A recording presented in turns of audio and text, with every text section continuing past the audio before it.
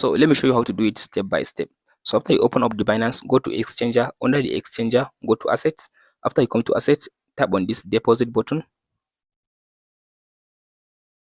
So under the deposit button like this, now go ahead and search for USDT or tap on it like this.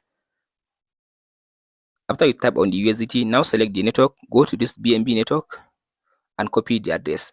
After you copy the address, now go back to the wallet, Web3 wallet on your Binance.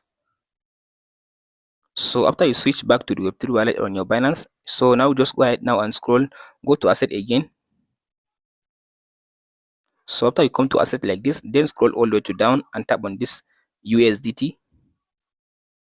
So under the USDT, all you have to do now at the top, choose this BNB chain. So that's the network. If you want to use other network, you can just go ahead and switch the network you want to use. So for me, I will use BNB network and tap on this send button. So from this option, now go ahead and paste in the address, tap on this option and then tap on this paste button.